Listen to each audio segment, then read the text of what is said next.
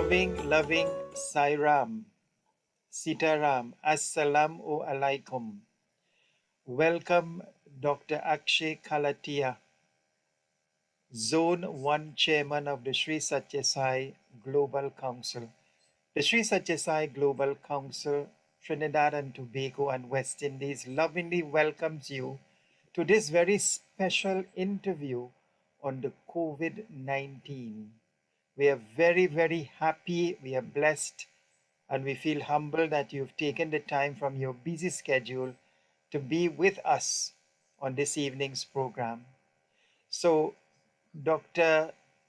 Akshay Kalatia, sir, can you tell us, share with us, what really is this COVID-19 virus? Sainam Faiz, thank you so much for the invitation. I'm happy to be on the program, and I do pray to Swami that this pandemic quickly runs its course and fizzles out so that we can all meet each other in person, as we would of course love to be doing. So going to your question, maybe I can start out by talking a little bit about in general, what is a virus? I think there's a lot of misinformation, and I think starting from the very basics and building our way up may help people get a clearer picture, and hopefully by the end of today's session get a little bit of confidence in what to believe, and coming from a Sai devotee to a fellow spiritual aspirant, hopefully this will help clear some of the confusion that may be out there. So interestingly, the term virus is Latin, or in origin from the word virus. And if you look at it, it actually has a Sanskrit origin, visa in Sanskrit. And both those terms mean poison. So of course, these terms were coined hundreds of years ago and applied hundreds of years ago, but they never really knew what they were. But they knew it was some type of a poison that could affect our system. So what is a virus? It's a microscopic agent, actually a submicroscopic agent. That means we can't see it with our naked eye, and we can't even see it with a regular microscope. You need a very special, sophisticated electron microscope to even see the virus. That's how tiny it is.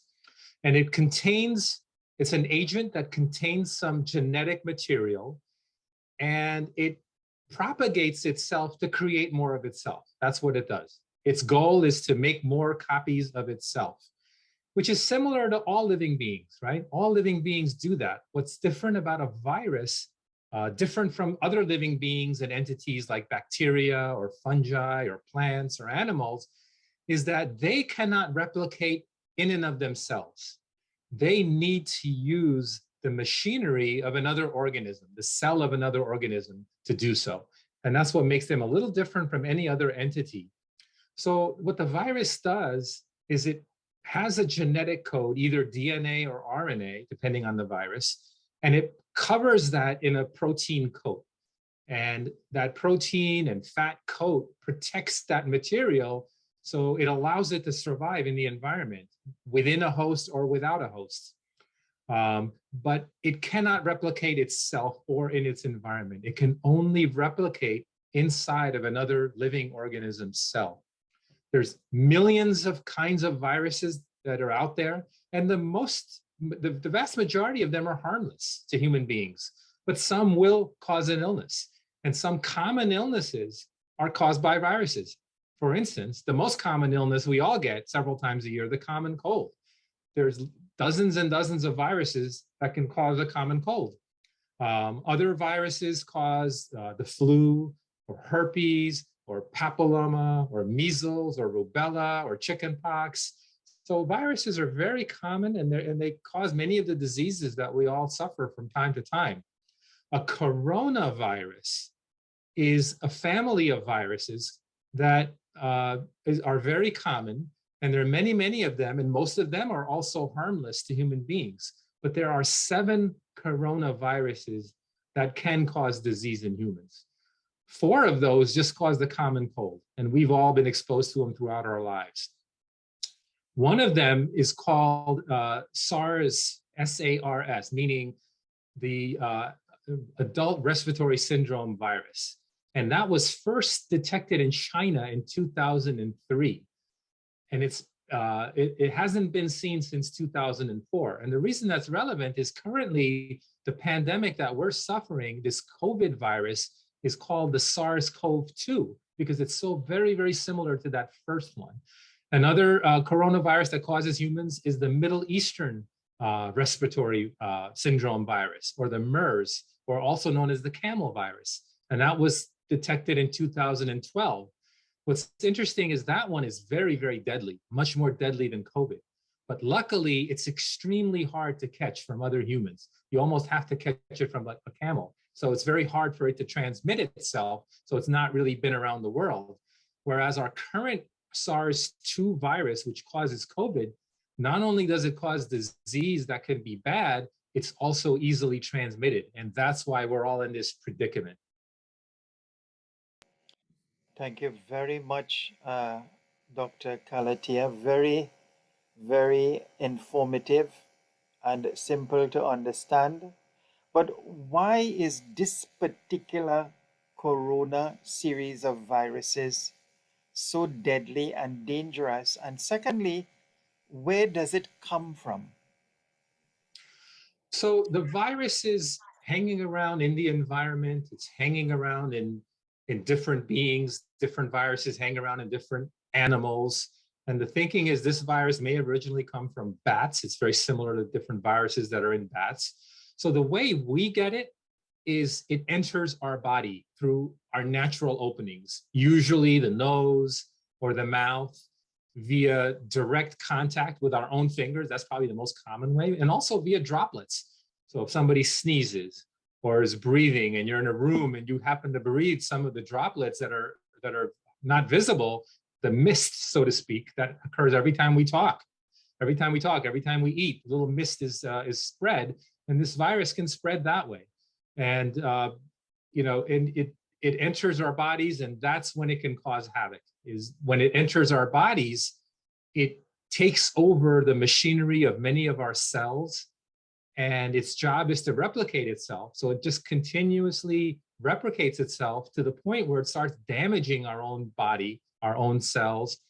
Then our own immune system tries to get rid of the virus, and that creates collateral damage. We start damaging ourselves trying to get rid of the virus. And that's one of the big problems with COVID, is the combination of the virus damaging ourselves and our own immune system trying to get rid of the virus. The battle, so to speak, that ensues creates a path of destruction within our bodies, which causes a lot of problems for many people. That's very, very interesting. And when you talk about the immune system, what really is the immune system? That's a good question. Our immune system is really a sophisticated defense regimen that we have, almost like a military outfit within our own bodies that's designed to ward off invaders, other beings that are trying to take possession of us, such as viruses or bacteria or fungi or parasites.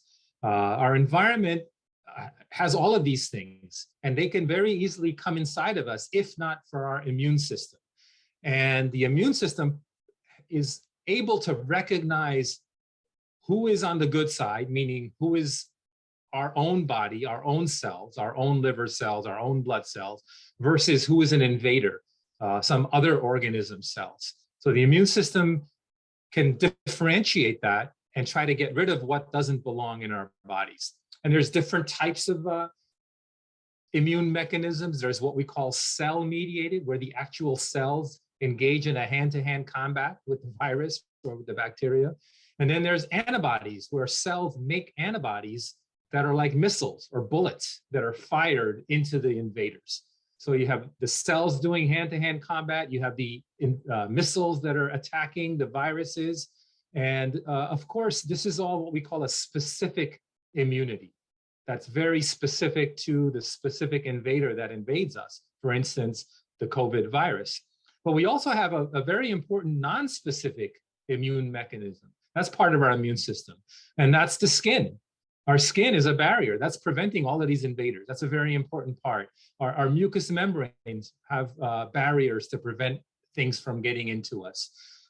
We also have what we call passive immunity. For instance, when a mother has a child in the womb, passively, the mother's immune system goes into the child and temporarily helps the child the first few months while it's born.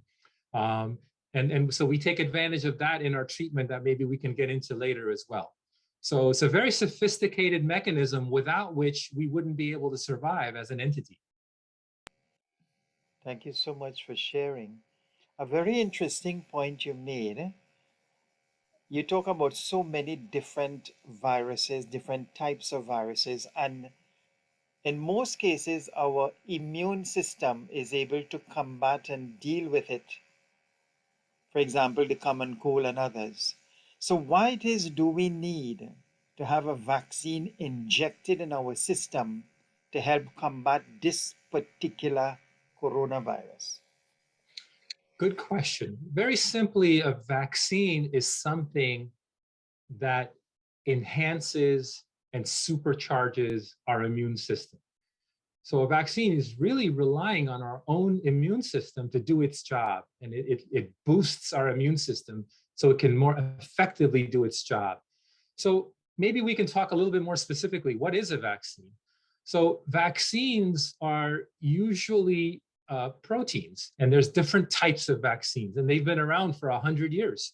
So you have inactivated vaccines, and that means that it was the virus, for instance, is inactivated. It's rendered harmless, but their immune system can still recognize it.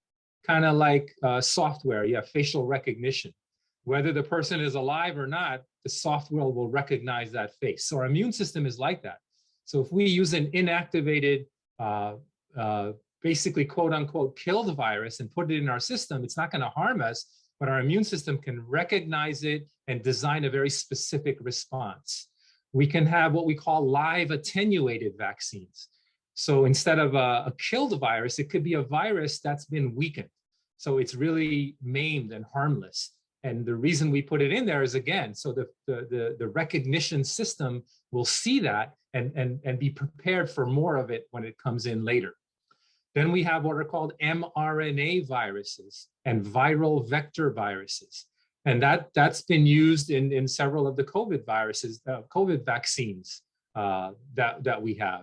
And the mRNA is just the genetic material, a genetic way that we make ourselves.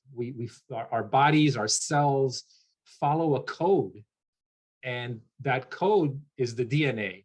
And then the DNA transfers that code ultimately into us. And so the viruses also have a code that makes more of them. And so we take advantage of these codes to boost our immune system and the ability to recognize the invader so that it can more efficiently, quickly overcome any invasion by that invader. So, how is the COVID vaccine different from other vaccines? Good question. It's no different. It's the same principle. It's the same principle. You're putting something in your body so your immune system can recognize it and prepare for battle against it. So it's the same principle as any other virus. The common way the COVID virus vaccines were made is using the mRNA or using DNA. One mechanism is an mRNA. So you take a little bit of that code, you cover it in a layer of lipids or fat so it doesn't dry out. And when it enters our body and it goes into our bloodstream and our cells recognize it, our body uses that code and makes protein that looks like the virus. That's actually parts of the virus itself. But it won't harm us because they've taken out the deadly portions of the virus. They've rendered it harmless. So our body makes parts of the virus, which our immune system then recognizes. And the viral vector is the same principle. Instead of taking some of that genetic material and coating it with some grease or lipid, it's put in another harmless vehicle called an adenovirus. So they take another virus that's harmless, inject the COVID's genetic material in it. So that virus ends up being like an Uber.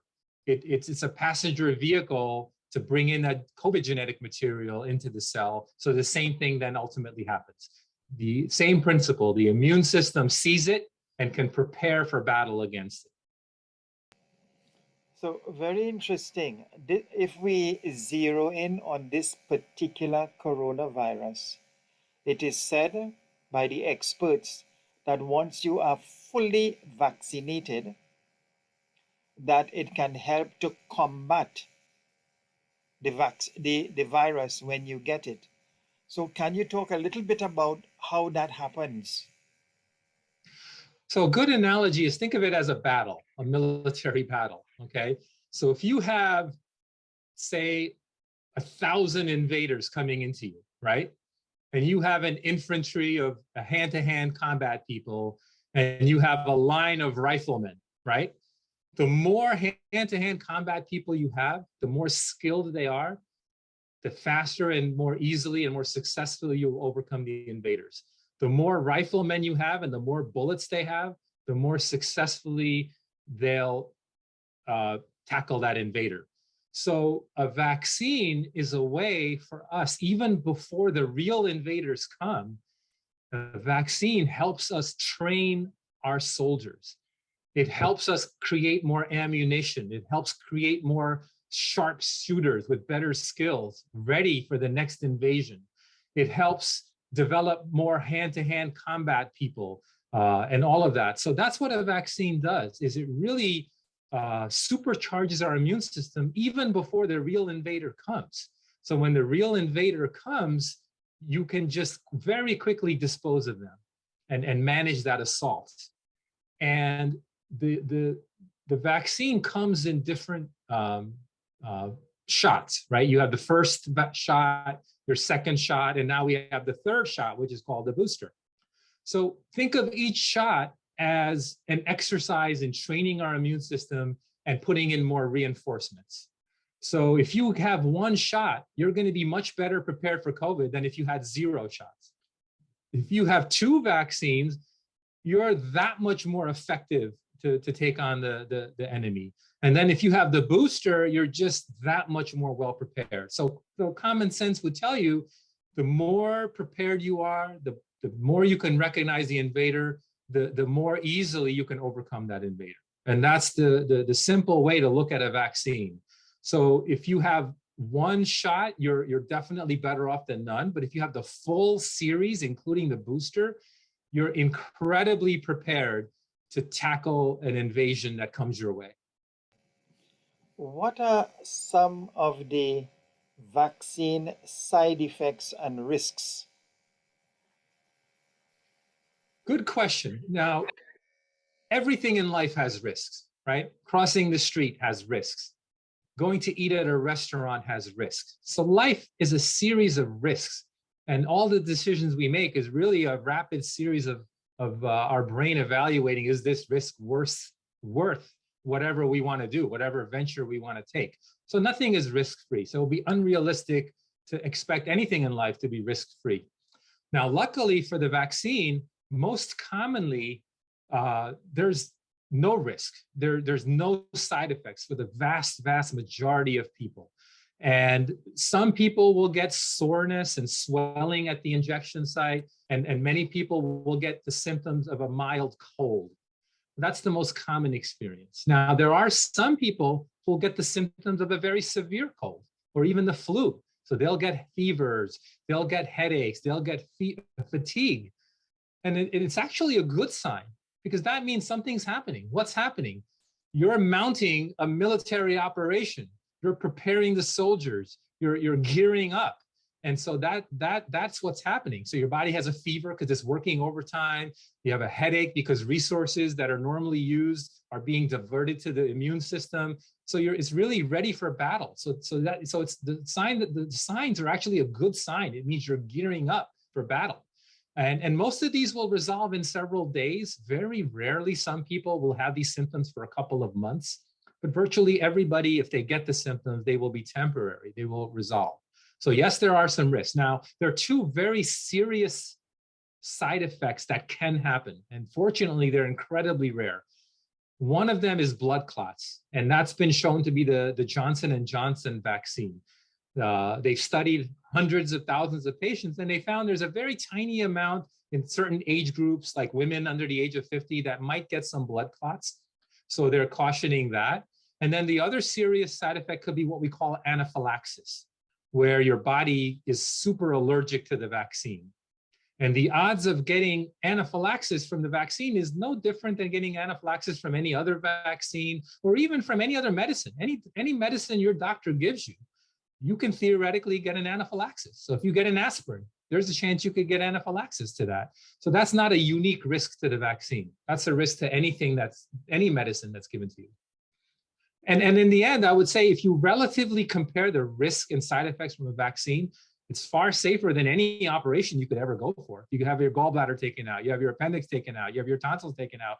That's far more risky than getting a vaccine. Even taking an antibiotic, you go to the doctor and you get an antibiotic. People do that, without thinking twice. It's far safer to get a vaccine dose than an antibiotic. Many more things can go wrong when you get an antibiotic in your system compared to a vaccine. Thank you very much, Dr. Kalatia. So another question that is leading from the discussion is that if the coronavirus stays with us for further 2 years, do we have an expiration dates on the vaccines and the booster shots to the point where that we may have to get boosters or further shots from time to time? And how will that impact the human body and the immune system? Yeah, that's a good question. I think it might be good to review a little bit about how science works, because there's a lot of skepticism out there about science. With science, we're not fortune tellers. What we do is we use past experience and we use experiments to try and get a risk-benefit analysis and an odds of what could happen, what could not happen in percentages. So nothing is ever definitive. We don't have crystal balls in science to try to predict what's going to happen. And we're not good at predicting on something we don't have experience with. So with this COVID virus, it's a new virus. We haven't had any experience with it. So what we've had to use is look at past viruses that are similar to the COVID virus, look at our experience with past vaccines, with past epidemics, with mechanisms, and give a best guess estimate, a hypothesis on what we think will happen. Now, as we move forward and we have experience with this COVID virus and vaccine, then we can get much more, we can get better at our predictability. So now that this has been around for 2 years, we do have a lot of experience. And one of the things we're seeing with the experiments that have been done is the protection from the vaccine does wane with time. And that's not unusual with any infection in any vaccine. That can certainly happen. And so with this COVID vaccine, the protection is waning with time. And think of it this way. So you're gearing up the troops for battle, right? You can only stay geared up for so long. After a while, people get tired, they need to take a break, their guard goes down, they're not ready and edgy for the fight. So that's what's happening. So about 6 months later, things have diminished, but it's still far superior to if you had not gotten the vaccine. And that's why they've designed the booster, because they realize that after 6 months or so, some of the protection is waning and the booster helps bring it back up. Now, what will happen in the future? Again, we don't know. We only had experience with this for the past 2 years. It's possible we may need a booster every 6 months.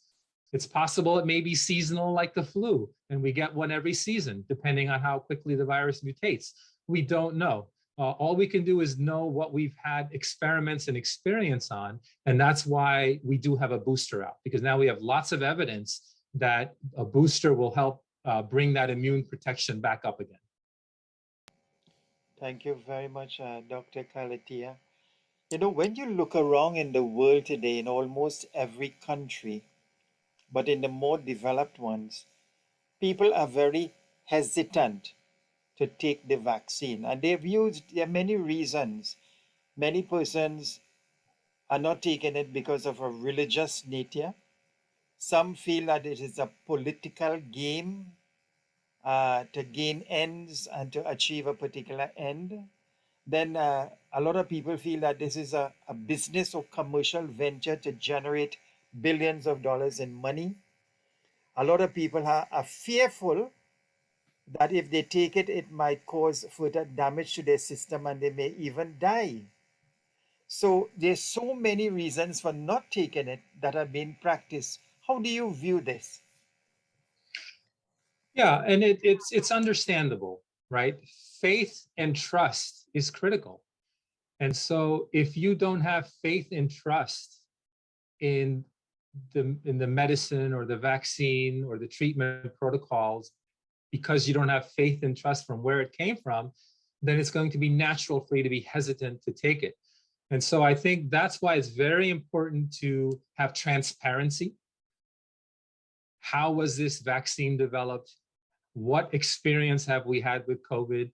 How were the experiments done? Were things done properly, transparently? And all of that data is available. So it behooves each person to either have faith and trust in those that they believe in, whether it's their parents or their teachers or their physicians or whoever it may be, and those that have the education to properly understand science, to look at it themselves. The problem is there's a lot of misunderstanding of science.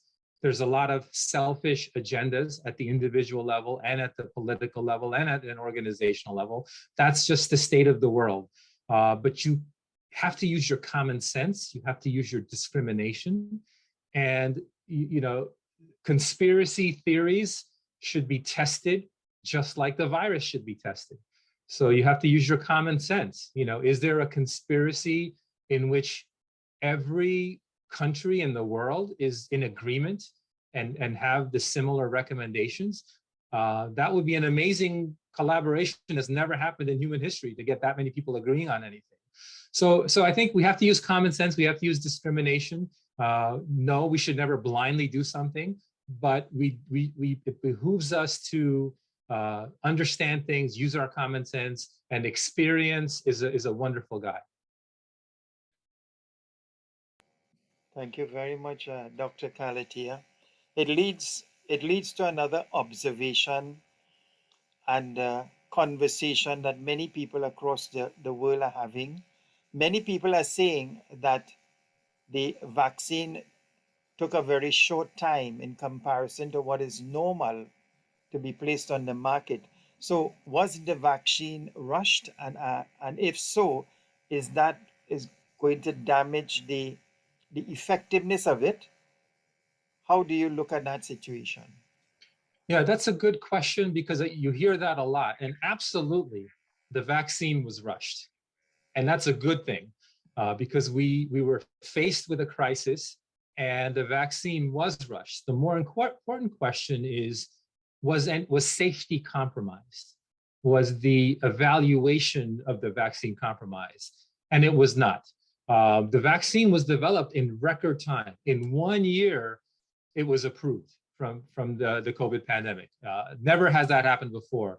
The fastest vaccine developed before that took 4 years. That was the mumps vaccine.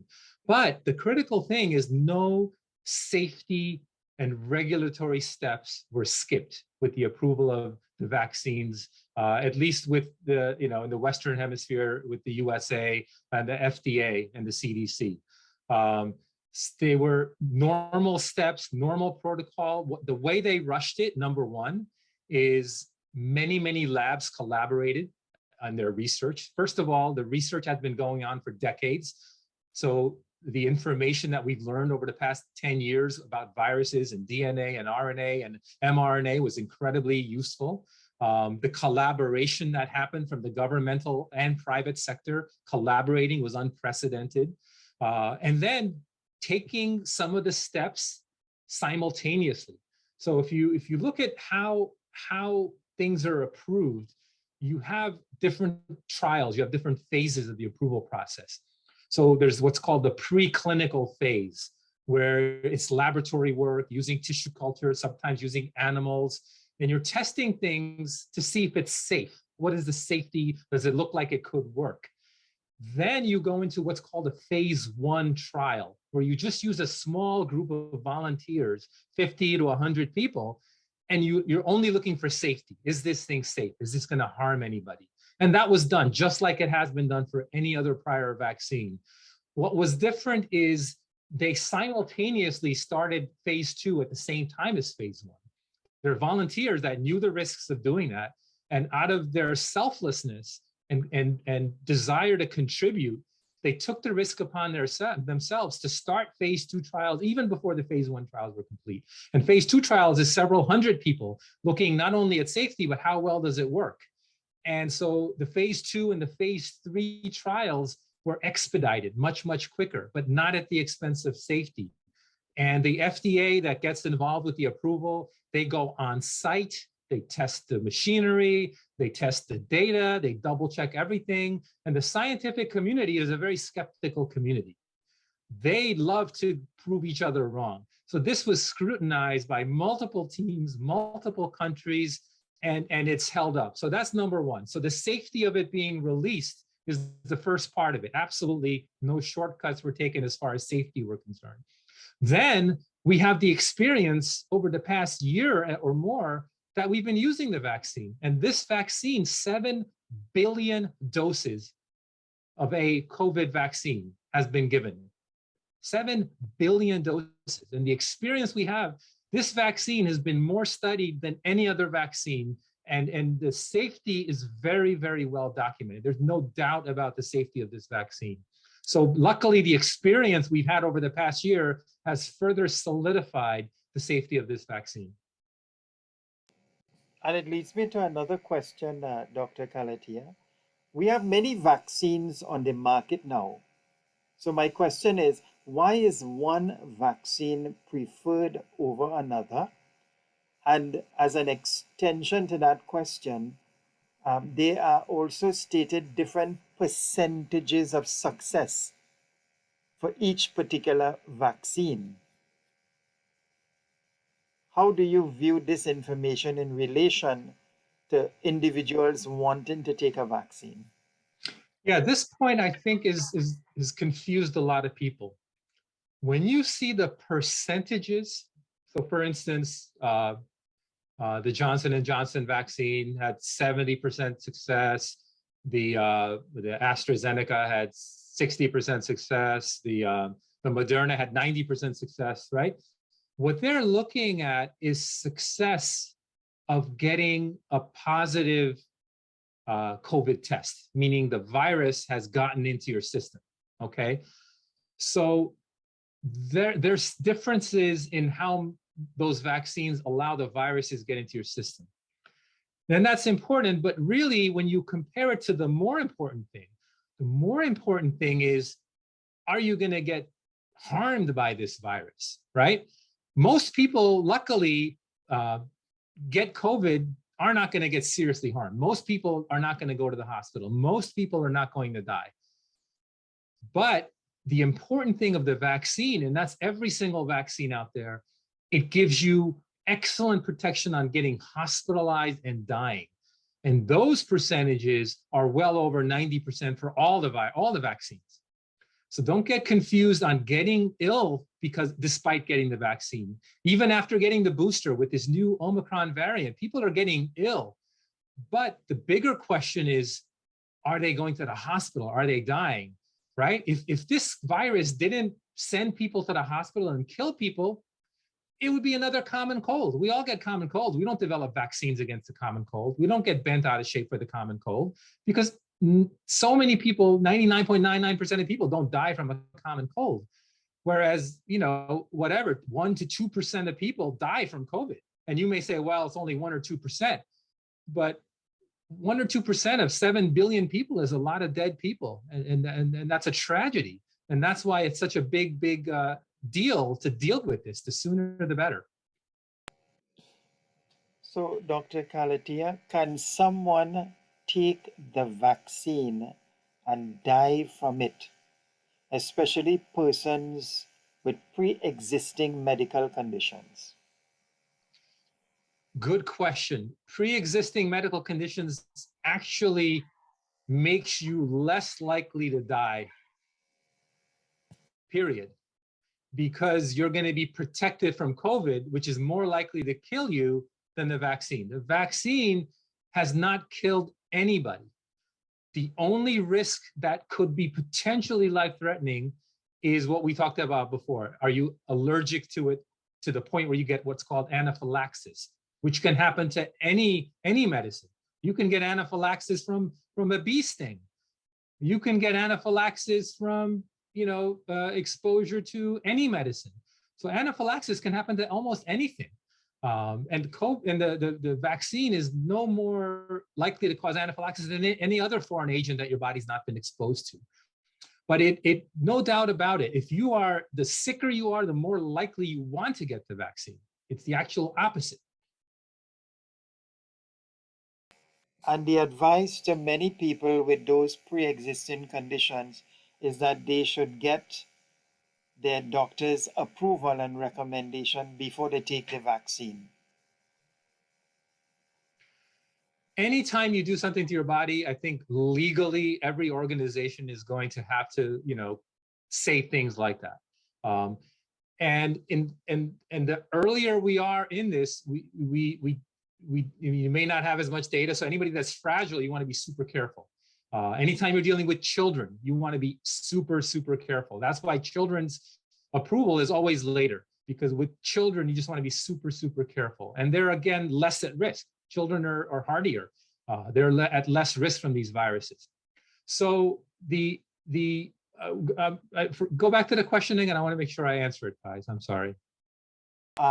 In relation to people taking the vaccines, some people have this fear that when they take the vaccines, they will die, or it will contribute to disintegration of health.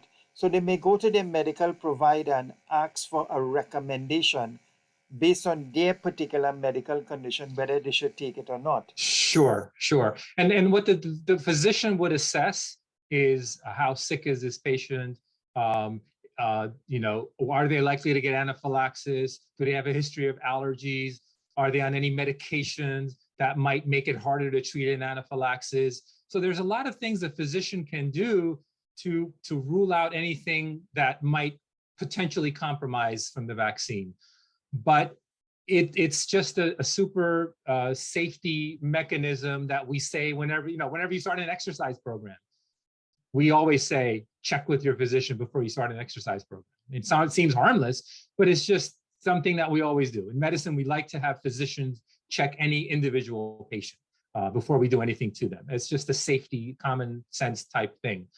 So if you're worried about dying, get the vaccine. If you don't care about dying, don't get the vaccine. I mean, if you use common sense and numbers, I don't know about the world, but in the USA alone, 800,000 people have died from the COVID infection. How many people in the US have been proven to die from the vaccine? At most a handful, if that many, at most. So you're talking about 800,000 with at most a handful. And the key word is proven. Remember, if you have 7 billion doses of the vaccine, people die all the time from all sorts of causes, right? Every day, I don't know, thousands and thousands of people die every day. So yes, somebody can get a vaccine and die the next day, but are they dying because of the vaccine, or is it because they were destined to die? Because every day, thousands and thousands of people are dying. So when you give 7 billion vaccine doses, and you count how many died, of course you're going to have thousands and thousands of people dying, because they're going to be dying anyways. But having been proven to die from the vaccine, it's got to be less than a handful.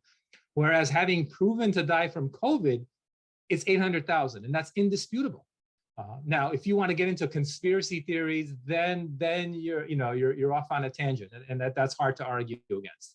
But if you use common sense, you're much more likely to die from COVID than the vaccine by orders of magnitudes that are incomprehensible. I mean, it should be a no-brainer. As a physician, it boggles my mind that someone would not want the vaccine and rather risk COVID. It's like going to a casino and thinking you're going to win when the odds are so overwhelmingly that you're not going to win. And in any one person, we're not gods. We never know what's going to happen to any one person. So it's always a matter of risk and percentages. And you want, if you go to a casino and you want to win, you want the best possible percentages on your side. Same thing with life. You want the best possible percentages on your side. And getting the vaccine gives you the best possible percentages. This particular coronavirus has now reached a stage where there are a number of variants. For our layman understanding, can you talk about what is a variant? And in relation to the Delta and the Omicron, which they are saying is even more deadly and dangerous than the coronavirus. Yeah, so let me go a little bit again. Sometimes going into the basics is helpful, and then we build on that. So we talked about what is a virus. They're very, very simple. It's just genetic material, and they go into a host cell, and they use the host machinery to replicate themselves. So because they're not very sophisticated, they don't have the sophisticated tools that we have. See, we have cells that multiply and divide, right? Our skin is always growing. Our organs are regenerating. So we have cells that divide, but we have a very sophisticated way to do it in a very controlled manner, so we don't make that many mistakes. And mistakes are called mutations. So when you try to replicate your genetic material, a mistake can be made. It's like asking somebody to transcribe a book to another book. They're going to make a few mistakes. It's inevitable. Statistically, it'll happen. So same thing happens when you copy your genetic material. Mistakes happen, and those are called mutations. And most living beings are sophisticated enough to detect those mutations and fix them. A virus, because it's so simple, it doesn't have that ability. So viruses mutate much more. Their genetic material mutates much more than other living beings' genetic mutations. That's number one. Number two, viruses are so numerous and they replicate so quickly that statistically they have so many more mutations. Now, the vast majority of mutations are harmless. They happen all the time. And if it's a harmless mutation, you won't even know about it. Nobody bothers to call it, to name it. But when mutations occur in a pattern that changes the behavior of the virus, then they're going to name that mutation because they want to track it and see how dangerous it is. So the ones that get named are ones that are very specific and potentially could be dangerous. And that's what they started naming, the alpha and the beta and the gamma and the delta. So the delta turned out to be definitely much more contagious and possibly even more harmful. And that's taken over basically the world, the Delta mutation. And then just recently, a month or so ago, they came across this Omicron mutation. And looking at it, it looked very, very suspicious. It's kind of like when you enter a store and somebody comes in with a mask and a gun in their hand. They may not necessarily rob the store, but they look very suspicious, like they're going to. So there's certain characteristics on a virus that look very, very suspicious. The mutations were in an area that was very critical for how invasive a virus can be and how contagious it can be. So the Omicron is turning out, and so those are all, initially they're just guesses. We don't know. Again, we don't have a crystal ball, but we will know once we collect data. How do we collect data? We keep a close track on things. And in a few weeks, we're going to have very good data because so many smart people and diligent people are keeping track of these things. So in a few weeks, we'll get a better answer. But so far, it seems like the Omicron is probably 3 or 4 times as easily transmissible as the other coronavirus. They're all coronaviruses, by the way. All the variants are coronaviruses with different mutations. And so Omicron looks like it's 3 or 4 times as contagious. The big question is it going to be just as deadly, more deadly, or less deadly? Very early data is suggesting it may be less deadly. It probably will be less deadly, which is a good thing. Now look at the common cold. The common cold is very contagious, but it's not deadly at all. So the best case scenario, if I had a wish list, I would wish this Omicron variant will be really, really contagious and turn out to be even more harmless than a common cold. So now that's like getting a free vaccine to the whole world. We just spread it to each other. We all get it, but it's harmless. And we're all prepared to fight it. And it will not harm any of us. That's the ideal scenario. But we just don't know. We pray for the best, but we have to prepare for the worst. So we don't know yet. In 2 or 3 weeks, we'll get a lot better data from experiments and studies on this Omicron variant. How deadly is it going to be? Right now, it's too early to tell. It looks like it'll be less deadly. But again, even if it's half as deadly, but it's 4 times as contagious, we may still have hospitals filling up with patients, right? Because again, 1 out of 100 out of 7 billion people is a lot of people. We have nowhere near a hospital to account for that. So say it's half as deadly. So now it's 1 out of 200 that go to the hospital. 1 out of 200 is still a lot of people when you look at millions and millions of people. So it's something we have to keep a very close eye on. You know, one of the main reasons why a certain type of person is not taking the vaccine, one of the main reasons is because of religious beliefs. Many people feel that if I place my faith in God, I will be immune from the effects of the virus. What are your thoughts on this particular reasoning? Yeah, that's a very good question.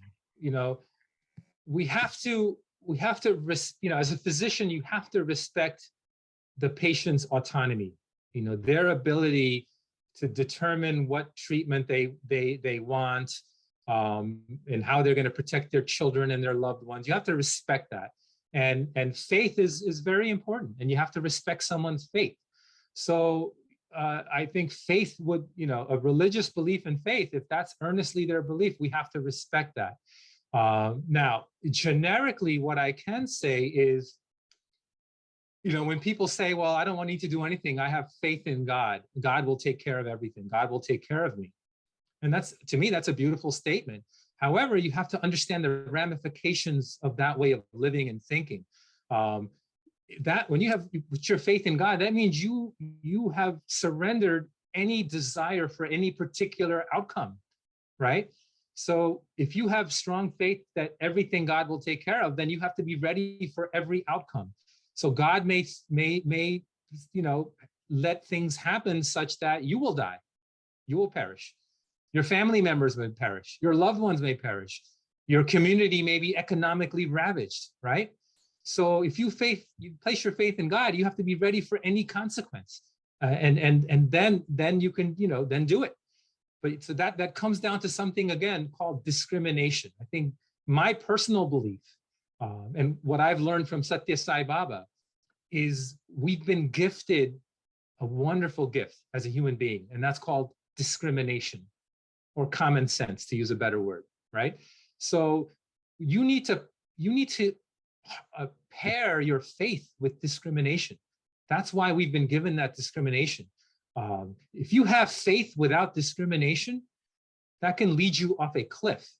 Think about the 9/11 bombers.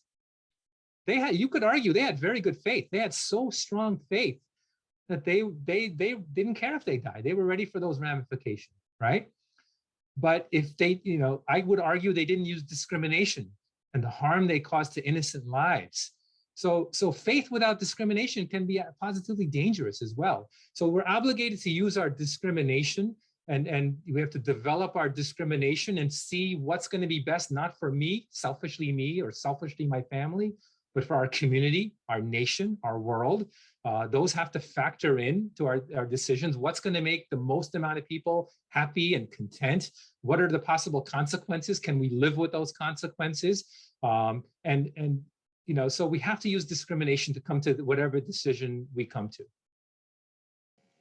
And that's a very interesting comment you made. You know, when you look at the teachings in the Bible, it says faith without works is dead. The Muslims have a saying, pray to Allah, but tie the camel. So it seems to suggest that in addition to faith, you also have to, as you said, use discrimination and do your part. And then the grace of God will descend. Yeah, and it reminds me of the story that I'm sure our listeners are familiar with, right? So there's a person who's caught in a rapid flood. He climbs to his second floor. He climbs to his roof. The flood waters are escalating. He prays to God. God, please save me. God, please save me. I have faith in you. I have faith in you. God, please save me. So God sends somebody, somebody comes in a rowboat and says, hey, come on board. I'll save you. And he says, no, no, no, I have my faith in God. God is going to save me. And then somebody comes in a motorboat and say, come on in, we can save you. He says, no, no, no, I'm waiting for God. I have complete faith in God. God is going to save me. Then somebody comes in a helicopter.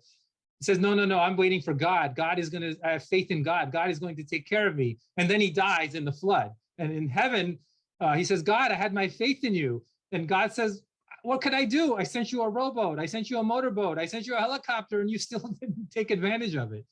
And so, that's what it reminds me of, that story. So these gifts, the gift of discrimination is something we have been gifted by God, and we have to use it.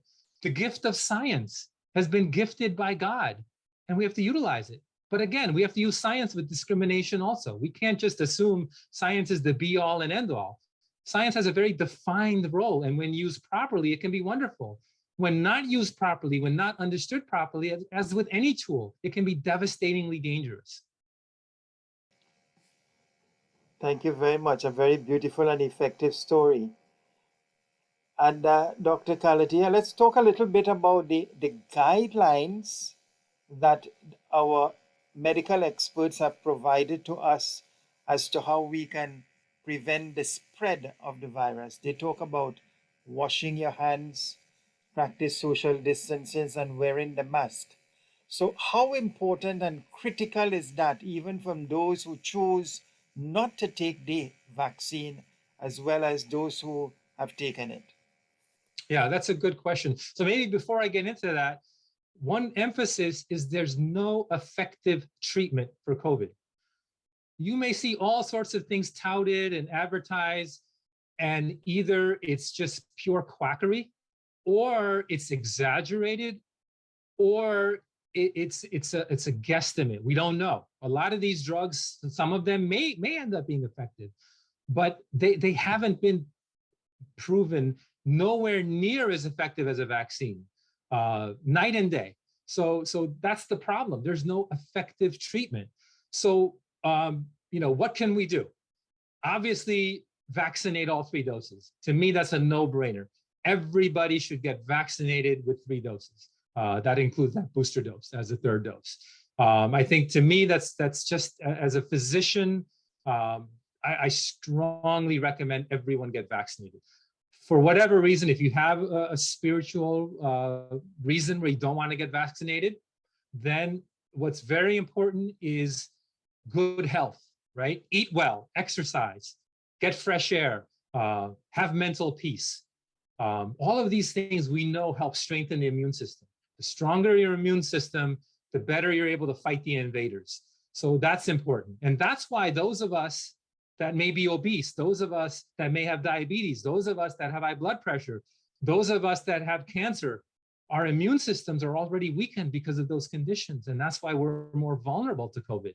So trying to maximize your health, that's number one. That's very important. Next, wear a mask. There's a lot of people that say, oh, the mask does this to me, a mask does that to me. My specialty is ear, nose, and throat. So the nose and the mouth and the effects on the mouth and the breathing is something I'm very intimately familiar with. And I can tell you it's all psychological. It's all psychological.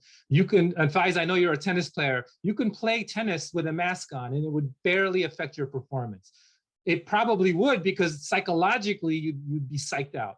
But physically, you could do athletic ventures with a mask on, and be 95% effective, unless maybe you're an Olympic athlete and every little minor percentage point makes a difference. So wear a mask at all times. The more you wear a mask, the safer you are. Avoid close contact. The more people you come into close contact with, the more opportunities you have to get infected. Wash your hands, because we all inadvertently rub our eyes, rub our nose, put our fingers on our lips. We just subconsciously do it dozens of times a day. And if our hands are not clean, you're going to introduce the virus into your system. So those are simple things. Eat well, exercise, mental peace, wear a mask, avoid contact with as many people as possible, and wash your hands. So one surefire way of not getting COVID is to lock yourself in your room and never go out and never let anybody come in. Then you don't need a vaccine. Then you don't need a mask. It might be a very boring existence, but you'll protect yourself from COVID that way. Thank you very much for re-emphasizing the importance of those three practices and guidelines. So you spoke about the best way to battle this virus, the best way to deal with it is to have everyone fully vaccinated. Yes? But when you look around in the world today, we will see the more developed, advanced nations are having a higher percentage of vaccinated people. The poorer countries who cannot even afford the vaccine and want it is not being availed. So, how do we deal with that disparity? And I know this might be a question that you may not be able to probably give an informed answer, but it's a fact when you look at the whole of South Africa, 5 to 6% of the population is vaccinated as opposed to America and the other advanced nations. So, what can we do to help the poorer nations who want the vaccine, can't afford it, and if they don't get it, it creates a further and bigger risk globally because what they have said, if all of us are vaccinated, then the risk becomes much less. How do we deal with that disparity that exists today? Yeah, that's $1 million question, and I think that's an extension of the problem that in this age that we're facing, this discrepancy. And I think the root of the problem, from what I've learned from what Swami has said, is human values. You know, if that to me is the root of the problem in all of our societal issues that we're facing, including the pandemic. So this discrepancy, if we follow the human values of love and truth and right action and peace and nonviolence, of seeing the unity and diversity, then we wouldn't be as selfish and hoard things at the expense of others.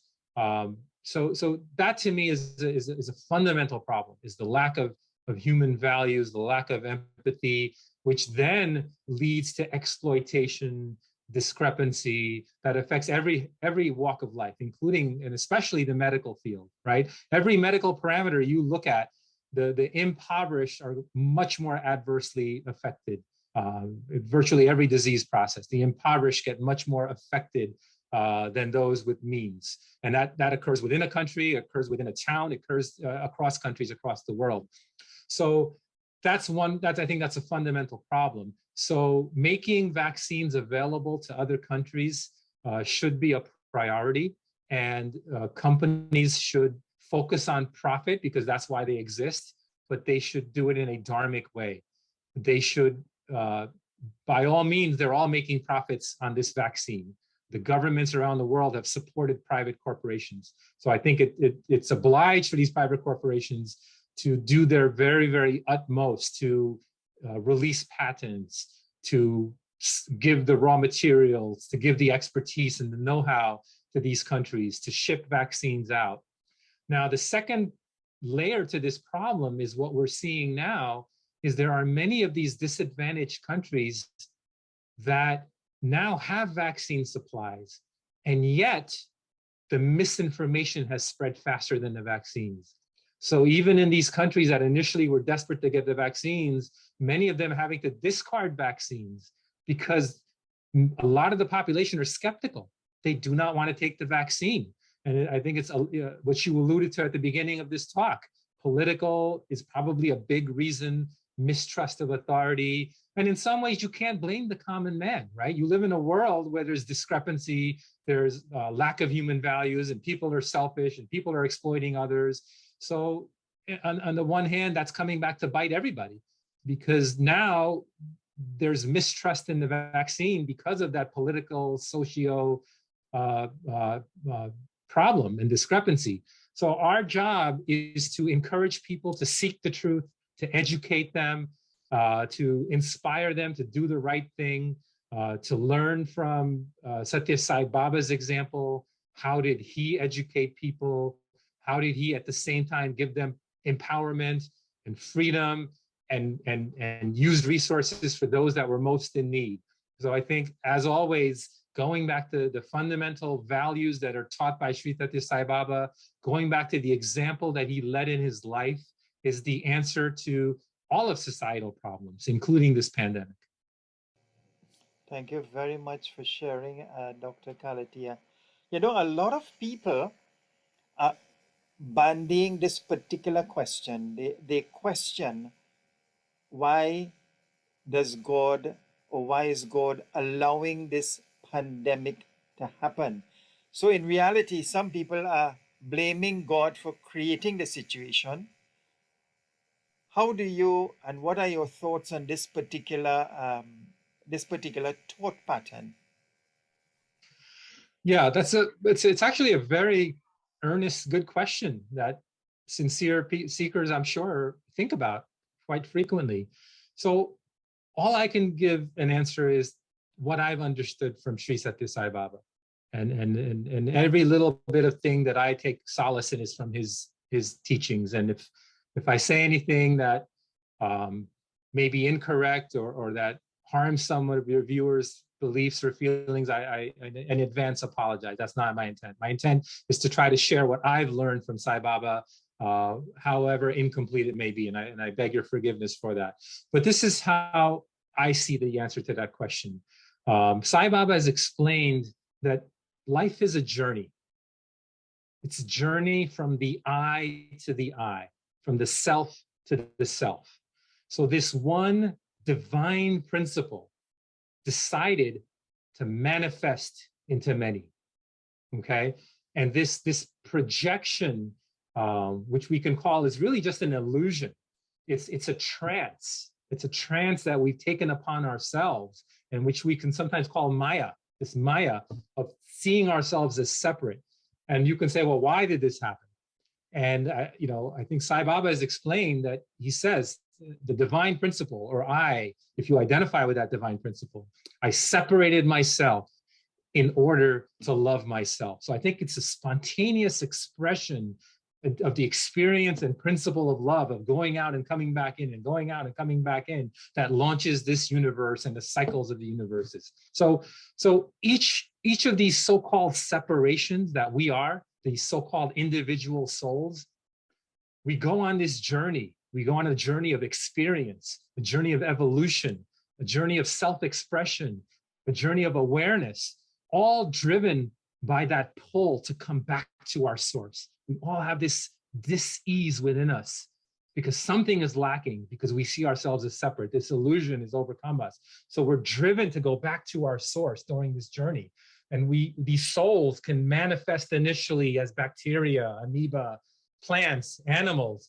And the culmination of that journey of the soul is that final stepping stone to come back home. And that's the human being. We're the final stepping stone to get back to our source. And this, we talked about this. What's special about a human being that separates itself from the other animals and plants? It's this power, this tool, this gift of discrimination, right?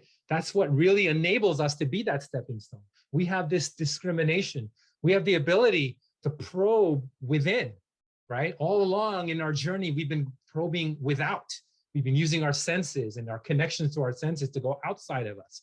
Now we develop that discrimination. We learn that the true happiness, the true journey is the journey within. So we direct everything inside. We go inside. We renunciate the pull of the senses.